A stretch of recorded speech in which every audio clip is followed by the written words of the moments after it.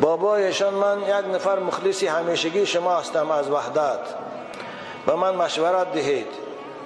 من با یک زن 29 ساله که صاحب یک پسرچه می باشد نخستین بار وا کردم. آن به من بسیار معقول شد. در وقت صحبت او به من گفت که من از شوهرم جدا شدگی هستم، به شوهر می باشم. بابایشان من 22 ساله هستم و او 29 ساله. من می توانم با او عائله برپا کنم، چون که خود آن زن نیز راضی می باشد. در آخر در حق عائله من دعای خیر کنید. بابایشان برادر عزیز، همت تو دو وابسته است. اگر رفت همون عیال برای شما معقول باشد، یک دیگرتان دوست داشته باشید، خوب از نگاه شرع گرفتن شما هیچ خیل ممنوعیت ندارد. خدا برای شما حلال کرده وقتی که نکاح کنید یا دیگرتان گیرید. لیکن من برای تو جوان تاکید میکنم که مبادا با پشیمان شوی. پشیمانی دارین بعد یک شب بسانی بعد دیگه در نظرت شم شوه و بیچاران درمونی خودم. این خوب نیست دادر عزیز. حکایه میکنه هارون رشید پیشش دو کنیزک آوردن برای فروختن. یکیش دختر بود، او قدر حسن زیادی نداشت، لیکن دختر بود، روش میده داغ داشته است. خوب یکیش بسیار زیبای خوشرو بود، لیکن سیبه بود، بیوه بود، شوهر کردگی، رنگی خواهری مبانیا بچه داشتن. خوب پادشاه هر دو شدید و خلیفه ها کنیز میخریدن که هر دو شدید گفت که اینش خیلی زیبای خوشرو، لیکن معلصف آخر شوهر کردگی است. اینش باشد خوشرو نه، لیکن دختر است آخر خوب است. گفت علیکم بالابکار، پیغمبر خدا دختر گیره، فانه انتق افواها اعذب افواها و انتق ارحاما. دختر گفتن یکم که زبان شیرین و دهان پاکیزه دارد، دیم رحم پاک دارد. وقتی که جابر از رسول اکرم پرسید که یا رسول دعا کنه من زن گرفتم، از رفتن چی تو زن گرفتی؟ او که یا بیوه گرفتم رنگین دادر بارید. بعد چون دختر نگرفتی؟ آخه دختر خوب بود، با او بازی میکردی، شوخی میکردی. این بیوه حوصلش گرفت دیگه، شوخی هم نمیفرش دیگه. اوی حدیث است عزیزان من خوب این داده رو نمیگم نگیر، فقط مشورت دادستم، اختیار داره، زیرا که خیلی بسیار بعد یه هفته با جدا شدن درد سری ما شدن. پس آنی هارون رشید گفت که خوب اینش بسیار زیبا، لیکن بیواخی خیلیش دختر نغزه لیکن خوشرونه. که با او بیوا فهمید، گفت که تاثیر آخر بین من و بین این یه شبه، گفت یه شب این به من برابر میشه، لیکن با حسن زیادتی من با زیادتیش میمونه. گفت برابر من گیر، گفت کرای گرفتن. که او دخترم او کنیزم دانا بوده، بگو آره تقصیر راست میگی، گفت بین من و بین و یک شب فرق هست، لیکن داخل با یک شبی است که برابر 1000 شب لذت داره. او بچه های خوشی بود. من به این دادر عزیز مشورت میتیم که خوب فکر کن دادر عزیز. اگر رفت و هر دو به یک دیگر پیمان کنه که زندگی تانا ادامه میتید، مثل که رسول اکرم حضرت خدیجه مادر ما گرفتن زندگی شیرین داشتن، میتونه خوب یا دیگر تانه گیره باقی نداره، کلانی و هیچی فرق نمیکنه. وقتی که شما رو حرمت کند، وقتی که شما رو دوست داره، وقتی خوبیش است. او در عزیزان میگن زن وقتی خوبیش بین 20 تا 30 است، یه سال دیگه هم سازه. لیکن با بعد گرفتن با پشیمان شوی، با فکر در دخترها رو ودو بیچاره بعد در نمیره موند، اینش خوب نیست. من نصیحت من برای تو همون نصیحت است که رسول اکرم برای جابر کردن. علیکم بالابکار، شما دختر گیره، گفتن که دختر زبانش هم شیرین است، رحمش هم پاک است و ارزا بالیسیر. ارزا بالیسیر معنیش میدونی؟ ارزا بالیسیر نیست، دختر به اند کم قناعت میکند. مثلا بیوه مردم اگر او شوی پیشنگیش ده نقصتر کت خوردگی باشد، لباسای خوشرو با او طرف شما است و شاید در دست تو قناعت نکنه چند. اما دختر باشه او میگه زندگی همش همین است، بنابراین کم دم قناعت میکنه، او شبا خوت هم که برای قناعت میکنه. همش همین است گفته. اونم مشورتی من برای تمی احتیاط کن، فکر کن و دعا کنیم خداوند این دادر عزیز ما را هوشیاری نصیبش کنه، در انتخاب همسر با فریب نخورد. اگر خدای قضای تو به یک جایی شوی اونها رفته باشد، بینشان الفت و محبت پیدا کنه، یک دیگر شد دوست دارن و فرزندان خوب و رزق فراخ نصیبشان کن. بابا جان در وقت اقتدا کردن با امام نام امام هم گیریم یا پسر باشد گوید که به پدرم اقتدا کردم، نه داده کسی شر نیست این گپا رو گفتم. همین رو آردم به قبله به جهت کعبه اقتدا کردم به همین امام گو خواه پدر تا خواه تقایی تا خواه همسایی تا شدن میگرد و این شر نیست نام امام گرفتم. چم بچه خوب بدای طالب علم بدای نه طالب علم ها تام الله میشن که خونیجگر میشن تشویش میشن. بابا جان بعضی جاها دا شخصان گوش و دم سگ را میبرند، آیا این گناه نیست؟ نه اگر عرف باشد اول فایده داشته باشد بریدنش باکی نداره، زیرا که گوشی دراز بعضی وقتها سببی آزار همون سگ میشه، دیگه سگا میخواین میکنن از میشد شاید به خاطر همین کوتاه میکنن که یگان سگ دیگر گوش نکند و نخواید. وقتی که عرف باشد باکی ندارد. بابا جان در وقت علف درو کردن مار از پیشم براید، آن را چیکار کنم؟ گیر در بغلتان دوز. چی خوب. او این مار از کجا که براد کوشش میشه ویا. پیغمبر خدا گفتن اقتل الاسودین ولو کنتم فی الصلاه. مار و کژدم گفتن درون نماز دم که باشه کشه. وقتی که در درون نماز پیغمبر کشتن مار اجازت داد، در اون علف درو به طریق علوم میکشیده. بعد تماشا کرده میسیش دوی از سنگی دست ریزن، وقتی که کشتی خاطر جمع میشه به حضور درو کردن میگیری، اما نه کشتیش اگر تشویشی که یکی با نگزم گفتم نه بچه های کش رو از دشمن حذر گفتیم و این مار دشمن است. مار و کژدمه رسول اکرم حتی در این نماز گفتن کشه. من نماز خواندی شب که یک مار یا کژدمه پیدا شد در حالا یکم سنگه یگان جای در طور سری دو تا زنباره با نماز خواندن گیر کلید نکن نمازتن. خب این بچه خوب بوده یگم چند این 16 سوال نوشته این همین وقتی ما رو توشا هم میگیر غیرین. بابا جان در وقتی تکبیر گفتن از لبم یا از دندانم خون آمد، نماز خوانم یا رفته طهارت کنم؟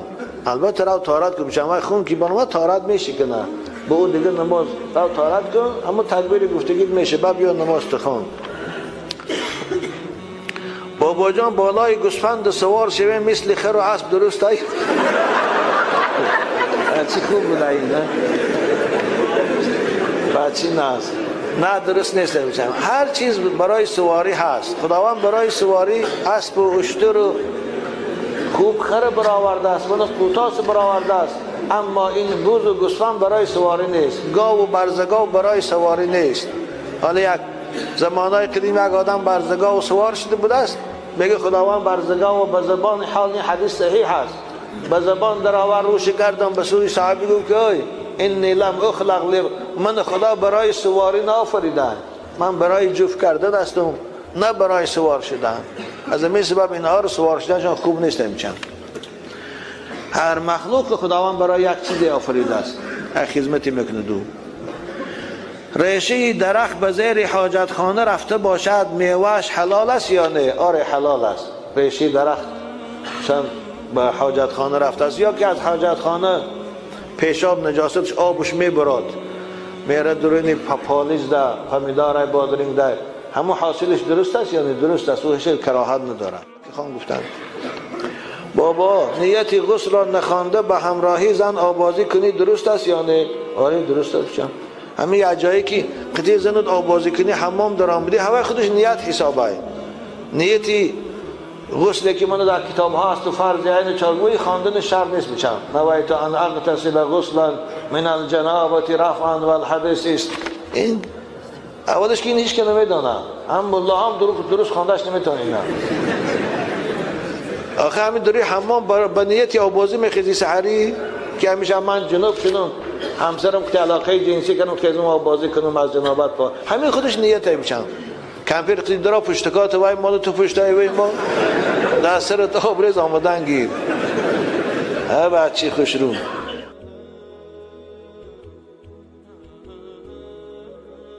اگر خیلی کنه 2 روز پس گپای ما تمام میشه بگذاریم دیگه مگر هم بلیت با پیشتر کنیم برون خانمو خوب باسی سوال داره خیلی بچی ناز علیکم السلام خودم همی جایی سلامت باشی بچی خدا نگهدار اینا مخلصای من در حفظ خدا باشه خب میخواستم در حق پدر و مادر و سر کلامی که همین روز خبر اومد که دیون پاره قرآن ختم بارک الله خوشا به حالت دادر ما خدا نگهش داره خیلی عاشق ما است خداوند پدر و مادرش سلامت داره فرزند عزیز که در راه طلب قرآن است و حفظ قرآن خداوند حفظ کامل و ذهن خوب و محبت قرآن نصیبش کنه با حافظی کل قرآن شو با توی عروسیش ده خداوند نصیب کنه یک جایی با شما باشیم برای پدر و مادرایی که فرزنداشان اهل قرآن میکنن بازم میگن خوشا به حالتان عزیزان من رسول اکرم صلی الله علیه و سلم حدیث انس است که طبرانی روایت میکند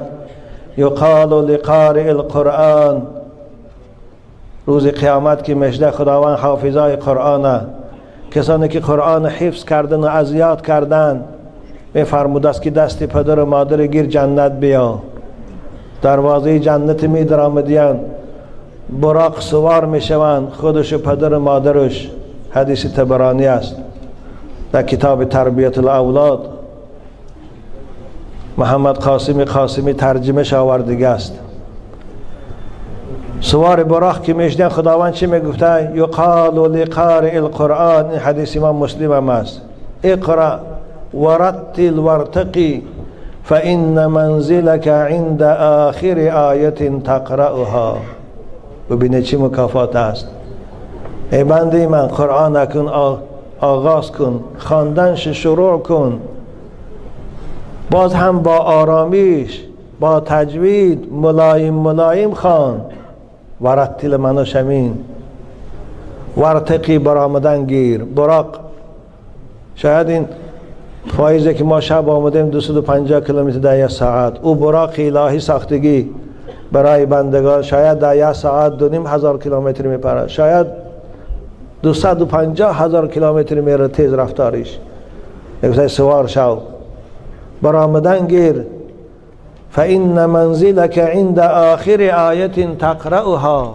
در کجایی که تمام میشه و قرآن آنجا قرارگاه تو و قرارگاه پدر و مادر توست خوشا به حال پدر و مادرایی که بچه هاشان در راه طلب قرآن میگذارند از بحر آغوش گرم خود از بحر نوازش و مهربانی خود میگذارند و فرزند نزد استاد میبرند شاید رنج میکشد شاید ناراحتی میکشد اما در همش صبر میکنن بچه‌شان قرآن خوان میکنن بچه‌شان حافظی کل قرآن میکنن خوشا به حالشان که این مکافات انتظار اونهاست خداوند دادر ما را از این مکافات با همسرش با نصیب کند شما را هم عزیزان من از قطار شما ما را هم خداوند بیرهامان و فرزندامان حافظ قرآن کند و از این مکافات به نصیب کند خوب با کی سوال دارم بابایشان کواس نوشیدن درست است یا نه کواس شنیدگی من نمیدونم چم این ترکیب چی داره اگر مست کنه حرامه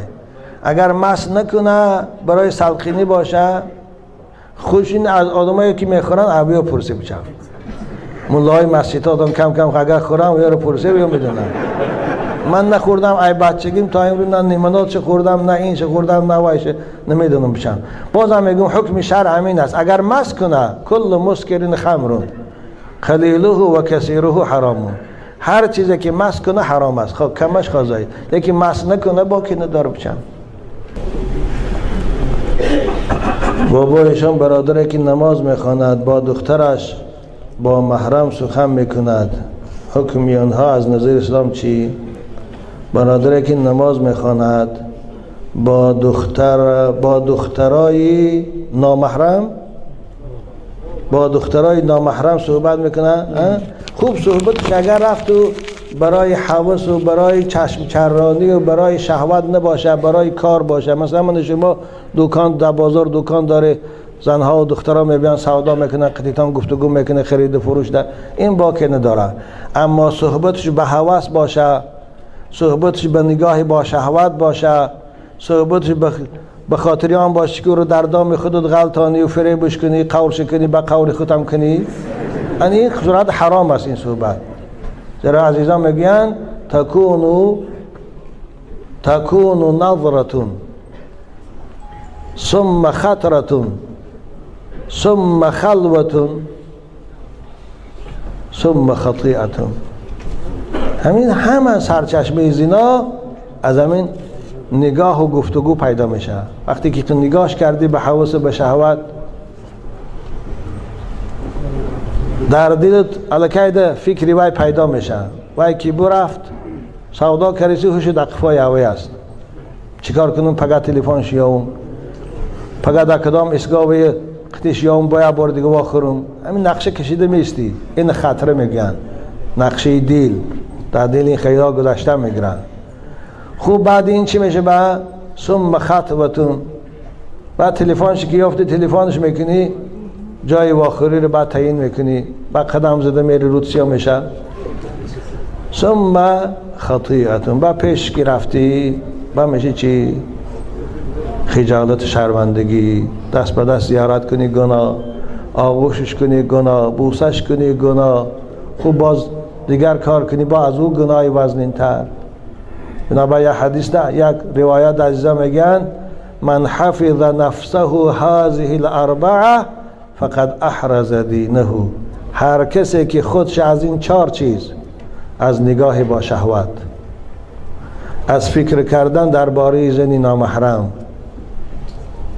از رفتن برای واخوری با زنی نامحرم، با دختری نامحرم یعنی بیگانه، از صحبت کردن با او خوش نگاه داره، این آدم دینشه محافظت کرده است. فقط احرق خواه گوشتی خوگه که وقتی که 3 بار شوشتی، بعضی میگن 3 بار شوشتن خیلی تاک میشه، بعضی به دیگران 7 بار میشویی، 1 بارش با بخاک میشه که طاهر میشه، دعوای اوقات هم کنه خوردن میگیره. یا بار اول 1 بار خاک یا خاکستر کنی شویش و 6 بار دیگه او گردان کنه پرتایش، میشه طاهر، اوقات کرده خوردن گیره بچن.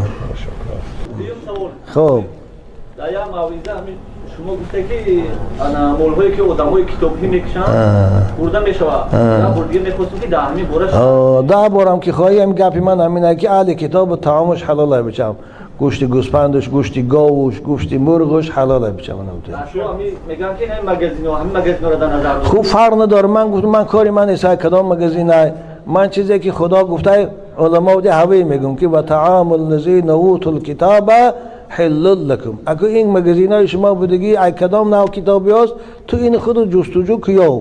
اگر کتابی های مسیحیش باشن، کتابی هایی که به بیبلشان و به عیسی باور داشته باشن، از همون دولت ها باشه، همین آیت کلمه در همش داخل است.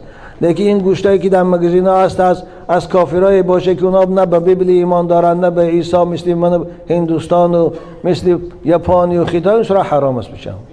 اینم آخه من ندانم، من کتابی کار نکرده باشم، بچی خوش رو خوب اگر تقوا کنی از همین هم پرهیز کنی، ماهیش خوره، مسکش خوره، دیگهش خوره، تقوا بهترین چیز است. ولی باس تقوا ذالک خیر. لیکن اگر رفت تو ضرورت تا نام محتاج، به فکر من این رو دیگه ضرورت نداره. در تمام شهرهای روسیه مسلمان ها هستن، بوز و گاو و گوسفند کردگی هستن. ما در کجا هستیم برای خاطر ما بوز کشتی سادیم. ببین در همه جا معلوم میشه که هست دیگه، احتیاجی به ما ضرورت نداره بچن بخیر. اگر رفتون لبا من مسجد گوشتی حلال بوده، بنابراین اگر ضرورت نشه و نخوره. لیکن بسیار که ضرورت شده دایگان جی است که دیگه یافته نمیتونه، به گوش مثلا کسل میشه ویتون یا دیگه حالتی ضرورت شوه، این صورت ما رو حرام نمیگیم، ما حق حرام گفتن نداریم، چرا خدا حلال گفته باشه. اما انیق گوشتایی که از دولت‌های کافری میبیا، مشرکا مثل بود پرستا و اینها کمونیستا و یا حرامت، مثل از کوبا، مثل از خیتای، مثل از یپان، تایلند، هندوستان مثلا، اینا به حرام میشن. خدا نگه دارن. بابایشان در ماه رمضان در حوض آبازی کردن روزه را مشکند یا نه نمیشکنه بشن. خواه در حوض آبازی میکنی، خواه در دریا آبازی میکنی، خواه دوش میکنی، فقط احتیاط کنی که همین دهن و بینید آب ندارایه. خب که باشه ای گوشت آب درایی روزه نمیشکنه. و بنی از این زیر پشمها موها میدرا و هم روزه رو نمیشکنه من غیر المصام. فقط همین دهن بینیتان احتیاط کنین درای شد. بنابر در ماه رمضان اگر بسیار حرارت کنید درست دران در یا حوض درایت دمک سلقین شوی این گردن تا پایان استیبو برای لباساتون پوش رفتن گره. حدیثات رسول اکرم یک کس صحابه ها رو دیدن که خیلی ناراحت شده، یعنی لباس خنک در تنشان در آب تر کرده چسباندن. با که نداردین این گپی شما در بعضی کتاب هست، لیکن اون اصل نداره. اون گپی بعضی فتواهای متشدد است.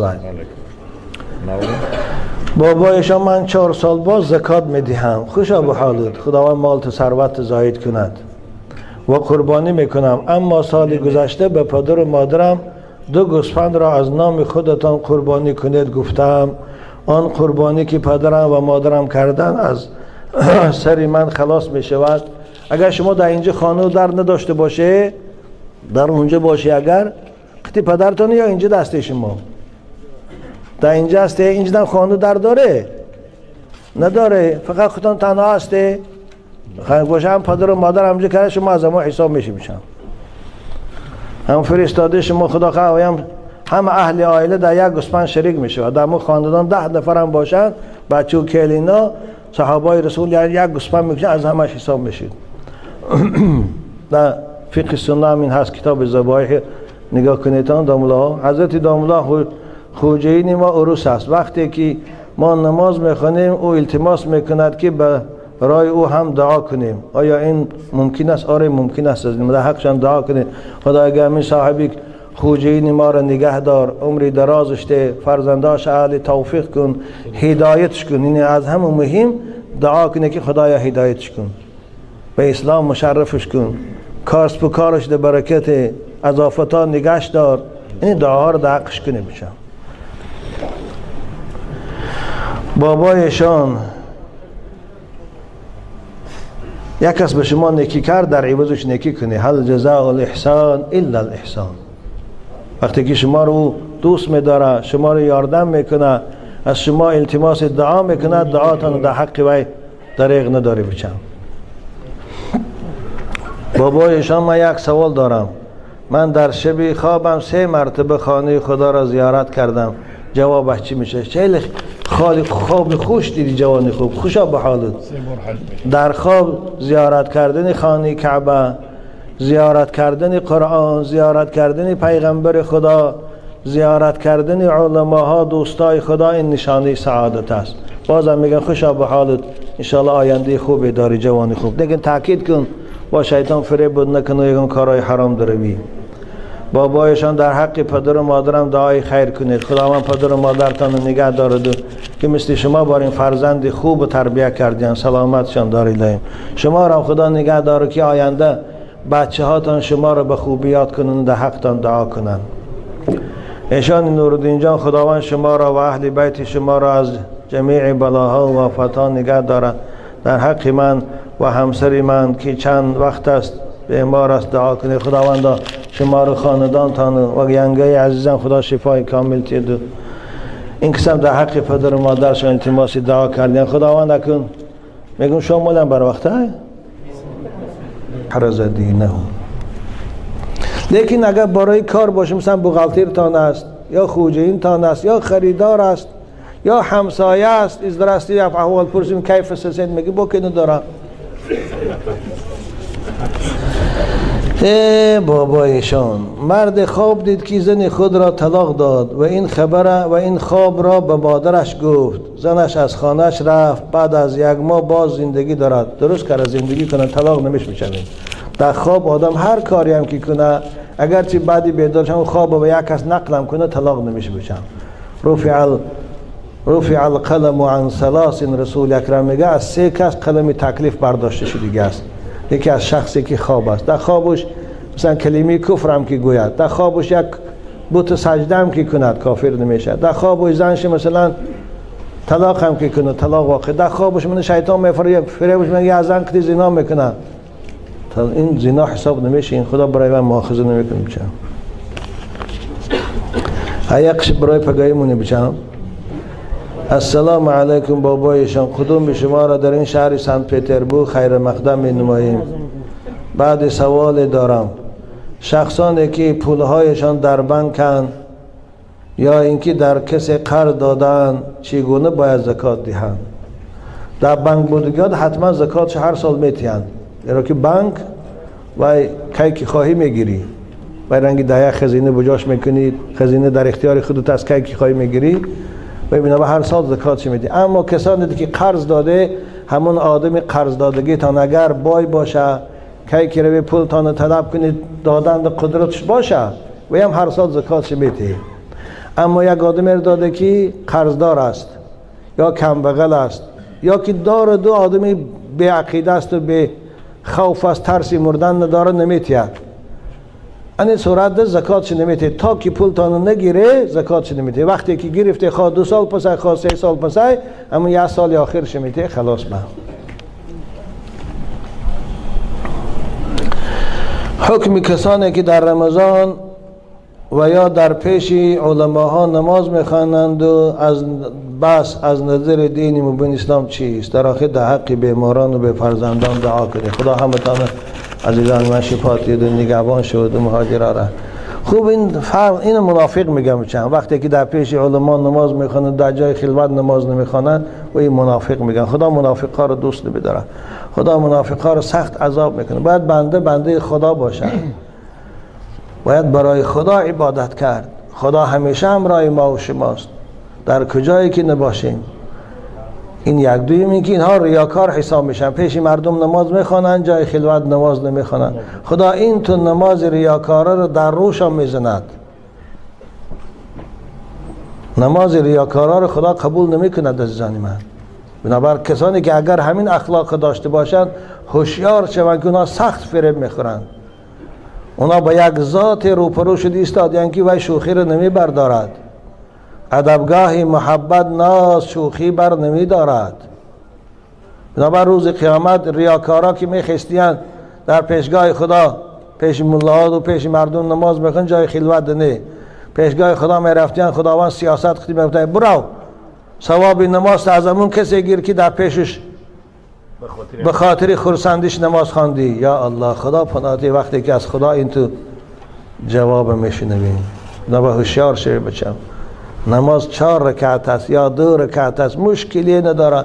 بسیار اگر مردگی باشه لااقل همون فرض خانه بسیار من سلفی های خدا زده باری. اما بی‌پرواگی نسبت نماز. خدا در قرآن کسانی که در نماز سهل انگاری میکنن چی میگوید؟ فویل للمصلین الذین هم عن صلاتهم ساهون. نماز شهادت نامه مسلمانی است. نماز راز بنده مومن با خداست. نماز رابطه مخلوق با خالقش است. نماز چراغ گور است. نماز بیرق اسلام است. نماز حجت و برهان مسلمانی است در روز قیامت، در مرافعه سودی. خلاص نماز بلیت در آمدن بهشت است. نماز فرق بین مؤمن و کافر است. العهد الذي بیننا و بینهم الصلاة. نماز است. بنابراین بازم میگه عزیزان درباره نماز بی‌پرواگی نکنه. خب اگر بسیار کارتان ضرور باشه، بسیار اگر خسته باشه، لااقل فرض خانه بعد از آن خاربه، بعد از آن اخفای کارتان شوید. و الا پیغمبر شما چی میگن؟ و قرة عینی فی الصلاة. رسول اکرم هم مثل شما بار این تشویش زیاد داشت. و سردار دولت بود، و سردار قوه های مسلحش بود، و سردار اداره های تقسیم صدقات و زکات بود، و بالای این سردار عائله بود، و بالای این شوهر بود، بالای این پدر مهربان بود، بالای این پیر مرشد بود، بالای این امام مسجد بود، بالای این برای عائلش کار میکرد. با وجود همین قدر مسئولیتی وزنین در بالاش نماز ترک نمی کرد. نسبت نمازش به پرواگی نمی کرد. و حضرت حبب الی من دنیاکم ثلاث، از دنیای شما خدا به من محبت 3 چیز در دلم جا داد. 3 چیز خدا محبتش در دل من از اختیارم بیرون جا داده است. من به اختیار خودم این 3 چیز دوست نداشتم، خدا محبت اینا رو در دل من پیدا کرده است. یکی نماز است. رسول اکرم آنقدر نماز دوست می داشته، حتی گاه حضرت عایشه مادر ما میگه پیغمبر خدا بیمار شدن، پاهای مبارکشان دیگه کار نمیکرد، دیگه قوتی نمیکرد که حضرت راست نگاه دارد، راست ایستاد، پاهاشان کم قوت شد، ششتگی نماز شروع میکردن. حضرت عایشه مادر ما روایت میکنن 10 15 20 آیت که میموند با بزور میخستن راست، این 10 20 آیت میخواندن راست و بر رکوع میرفتن. نماز که تمام میکردن میگفتن عایشه در زندگی انسان که اگر نماز نباشد در این زندگی هیچ خیری نیست. ببینید پیغمبر چی گفت؟ زندگی که در وی نماز نباشه این زندگی نیست. مگر جوانایی که به نمازن خیال میکنن زندگی یا زندگی است. وی زندگی حیوانی است، وی زندگی شهوانی است، وی زندگی غافلانه است، وی زندگی از خدا دور است، وی زندگی حسرت است. رسول خدا میگوید عایشه وقتی که در زندگی انسان نماز نباشد در آن زندگی خیری نیست. بعد از این رسول اکرم چند روز پس وفات کردن. انا لله و انا الیه راجعون. خداوند جنت برای نمازخوانها آماده کرده است. ببینید سوره مومنون خداوند وصف بهشتی ها را میکند که 10 صفت دارن بهشتی ها. اعوذ بالله من الشیطان الرجیم. قد افلح المؤمنون الذين هم في صلاتهم خاشعون. صفت اولشان نماز میخوانند، نماز با خشوع میخوانند، نماز با عشق با خدا میخوانند، نماز به خاطر راضی با خدا میخوانند، نماز به خاطر آن میخوانند که این پیشانی زیباشان در زمین مونن و سبحان ربی الاعلی گویند خدا جان تو دوست بداری که من پیشانیمه در زمین مونم و تو رو یاد کنم، تو از این خرسم میشی. نماز برای میخوانند خاشعون. آخرشان خدا چی میگه؟ والذین هم لاماناتهم و عهدهم راعون والذین هم علی صلواتهم یحافظون. آغازی صفت بهشتی ها را به نماز کرد، آخرش هم انتهاش هم به نماز تمام کرد. ثانی به مکافاتشان اعلان کرد اولئک هم الوارثون الذین یرثون الفردوس هم فیها خالدون. از این آیه معلوم شد که نماز مهمترین رکن اسلام است. در نماز بے پرواگی شما جوانای عزیز، شنوندگان این نوارها در هر گوش و کنار عالم باشه، در نماز بے پرواگی شما سبب غفلت شماست، سبب فریب خوردن شماست، سبب در دام شیطان مبتلا بودن تان است، سبب آن است که دل شما در تصرف شیطان است. و الا نماز رسول اکرم تا قرة عینی فی الصلاة، روشنایی چشم من نماز ای. یا الله یا الله. نماز به این حد در اسلام مهم است که اگر راست استاده نتانه ششتگی خوان. حضرت عمران ابن حسین رضی الله تعالی عنه بیماری وزبین بودن، حضرت خبرگیری شان رفتن گفتن عمران نماز تا راستا خوان، اگر راستا خوانده نمیتونی ششتگی خوان، مثل که من این داداش شهر مثل قدی التحیات. اگر این تا هم ششته نمیتونی چارزانشین خوان، اگر این تا هم ششته نمیتونی بالای استلدشین و به اشاره خوان، اگر این تا هم نمیتونی خواب را یا پرک پاد دراز کنو نماز خوان. اما اجازت ندادن، اما حضرت رخصت ندادن که خیلی تو کار دو وزبین است یا تو کسی لی میانو در میکنه نماز تا نخوان نگفتن. ببینید از مثل با 80 فائزی از صحابه های رسول اکرم، شمس الدین ذهبی در کتاب الکبائرش میگوید کسانی که قصدن نماز نمیخوانند، این قصدن، البته یگان عذری باشد از خاطرش میبره، یا مثلا در پاییز میمونه یا در وگاه میمونه یا کاری وظیفه میبره نمیتونه، یا یگان خسته میشه خوابش میبره میخیزه که دیر شده، اینا نه. قصدن دانسته نمیخواند، باز گناهگار هم خوش حساب نمیکنه، با پروا هم نداره، با زیق هم نمیشه. 80 فائز صحابه رسول اکرم اینا را حکمی به کفر کردن. با علی هم پرسیدن کسی نماز نمیخوانه چه؟ حضرت فمن لم یصلی فهو کافر.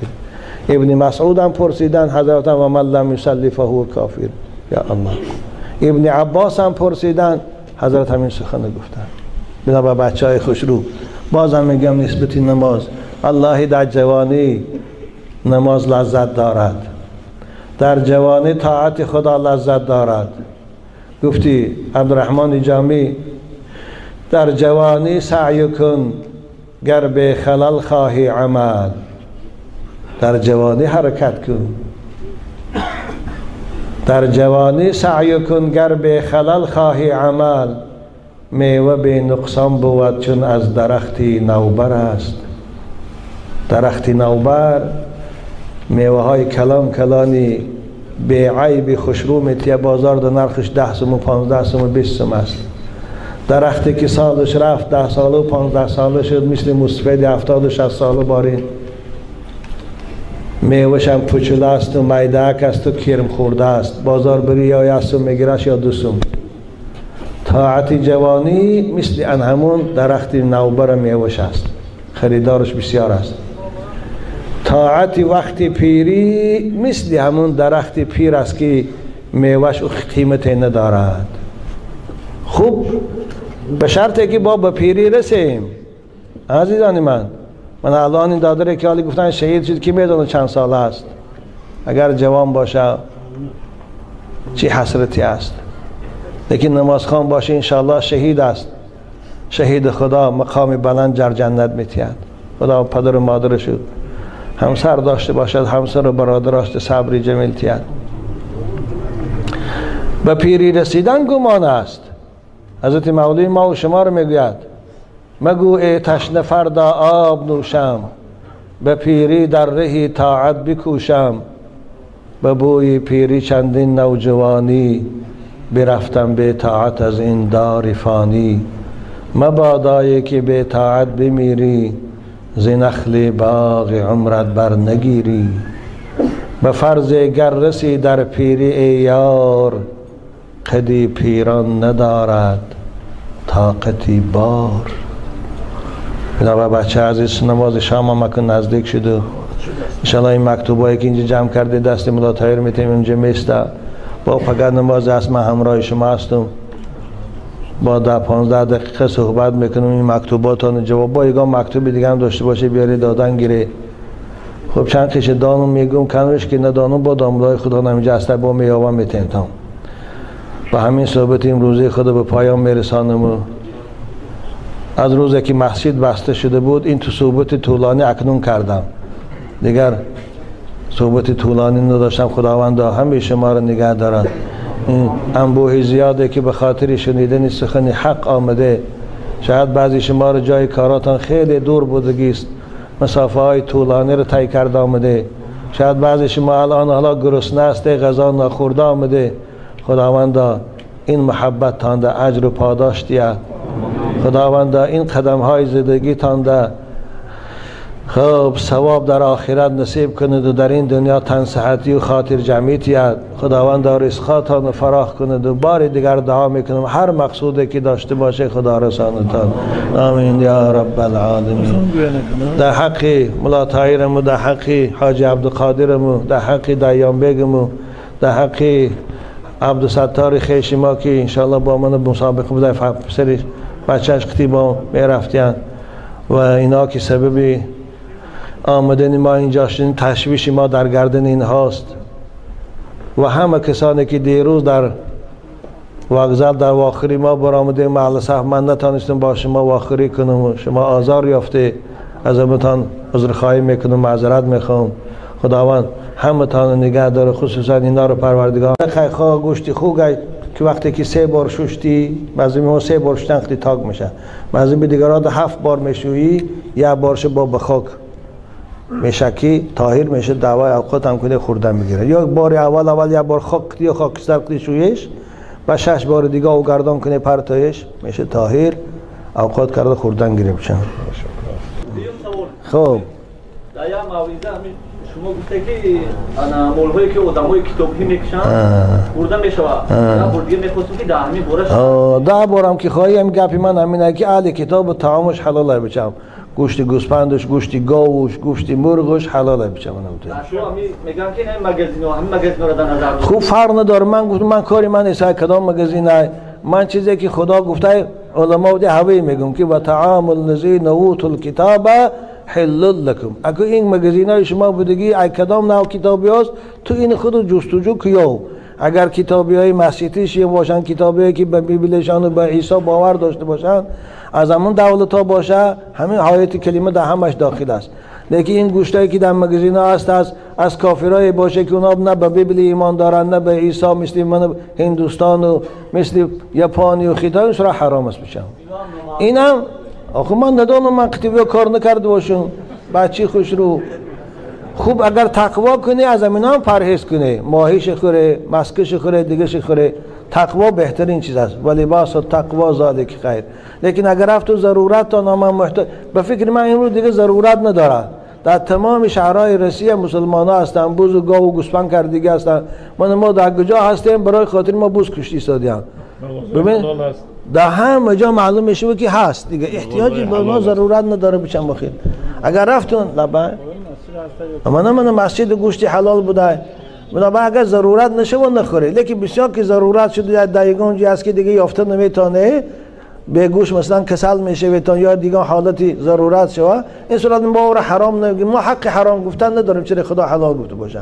اما انیق گوشتایی که از دولت‌های کافری میبیا مشرکا مثل بود پرستا و اینها کمونیستا و یا حرامت، مثل از کوبا، مثل از خیتای، مثل از یپن، تایلند، هندوستان مثلا، اینا به حرام میشن. خدا نگه دارن. بابایشان در ماه رمضان در حوض آبازی کردن روزه را مشکند یا نه نمیشکنه بشن. خواه در حوض آبازی میکنی، خواه در دریا آبازی میکنی، خواه دوش میکنی، فقط احتیاط کنی که همین دهن و بینید آب ندارای. خب که باشه ای گوشت آب درای روزه نمیشکنه. و بنی از این زیر پشمها موها میدرا و هم روزه را نمیشکنه من غیر المسام. فقط همین دهن و بینیتان احتیاط کنین درای شد. بنابراین در ماه رمضان اگر بسیار حرارت کنید روز دران داری حوض درایت مکس حلقین شوی این گردن تا پایان استیبون برای لباساتون پوشه رفتن گیره. حدیثات رسول اکرم یک کس از صحابه ها رو دیدن که خیلی ناراحت شده، یعنی لباس خنک که در تنشان در آب تر کرده چسباندن، با که نداردین. این گپی شما در بعضی کتاب هست لیکن اون اصل نداره، اون گپی بعضی فتواهای متشدد است. بابایشان من 4 سال باز زکات میدهم، خوشا به حالت، خداوند مال تو ثروت زاید کند و قربانی میکنم. اما سال گذشته به پدر و مادرم 2 گوسفند را از نام خودتان قربانی کنید گفتم. آن قربانی که پدرم و مادرم کردن از سری من خلاص می شود. اگر شما در اینجا خانه در نداشته باشه، در اونجا باشه، اگر قطی پدرتان یا اینجا دسته شما در اینجا هسته، اینجا خانه در داره نداره، فقط خودتان تنها هسته باشه، هم پدر و مادر همجا کرده شما از ما حساب میشه میشن. هم فرستاده شما خدا خواهیم هم اهل عائله در یک گوسفند شریک میشه و در ما خاندان 10 نفر هم باشن، بچه و کلینا صحابای رسول یعنی یک گوسفند میکشن، از همش حساب میشید. در فقه سنت این هست کتاب ذبایح نگاه کنیدان داملا حضرت داملا خوجین ما عروس است. وقتی که ما نماز میخونیم او التماس میکند که برای او هم دعا کنیم. آیا این ممکن است؟ آره ممکن است. در حقشان دعا کنیم. خدا اگر من صاحبی خوجین ما را نگه دار، عمری درازش ده، فرزنداش اهل توفیق کن.